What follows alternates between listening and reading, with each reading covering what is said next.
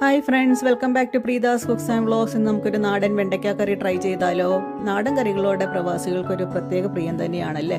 അതിനായിട്ട് നമുക്കിവിടെ ഒരു 100 ഗ്രാം വെണ്ടയ്ക്കയാണ് വേണ്ടത്. ഇതിൽ നിന്ന് നമുക്ക് വലിയ വെണ്ടയ്ക്ക സെലക്ട് ചെയ്ത് മാറ്റി വയ്ക്കാം. വലിയ വെണ്ടയ്ക്കയാണ് കറിക്ക് എപ്പോഴും ടേസ്റ്റ് കൂട്ടുന്നത്. പിന്നെ നമുക്ക് വേണ്ടത് ഒരു വലിയ ടൊമാറ്റോ, ഒരു മീഡിയം സൈസ് സവാള, 2 പച്ചമുളക് എന്നിവയാണ്. ഒരു പ്രഷർ കുക്കറിലേക്ക് വെളിച്ചെണ്ണ ഒഴിക്കുക. അതൊന്ന് ചൂടായതിനു ശേഷം നമുക്ക് അരിഞ്ഞു വെച്ച വെണ്ടയ്ക്ക, സവാള, തക്കാളി എന്നിവ ഇട്ട് ഒന്ന് ചെറുതായിട്ട് നമുക്കൊന്ന് വഴറ്റി കൊടുക്കാം. ചെറുതായിട്ട് വഴറ്റിയാൽ മാത്രം മതി. അതിനുശേഷം നമുക്ക് ഉപ്പിട്ട് കൊടുക്കാം. മഞ്ഞൾപ്പൊടി, കാശ്മീരി ചില്ലി പൗഡർ, എരിവുള്ള മുളക് പൊടി എന്നിവ ചേർത്ത് പിന്നെയും ഒന്ന് അതിൻ്റെ പച്ചമണം മാറി വരുന്നതുവരെ ഇളക്കിക്കൊണ്ടിരിക്കാം.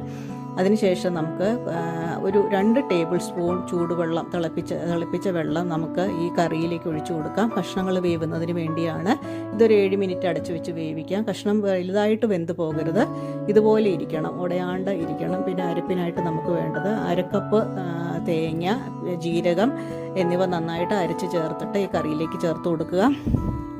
പിന്നെ ഗ്രേവിക്ക് ആവശ്യമായിട്ട് നമുക്ക് കുറച്ച് ചൂടുവെള്ളം ഇതുപോലെ മിക്സിയുടെ ജാറ് കഴുകി അതും ഒഴിച്ചു കൊടുക്കാം. നിങ്ങളുടെ ആവശ്യത്തിന് എത്ര തിക്നെസ് വേണം അതിനനുസരിച്ചിട്ട് കറിയുടെ ഗ്രേവി അഡ്ജസ്റ്റ് ചെയ്യുക.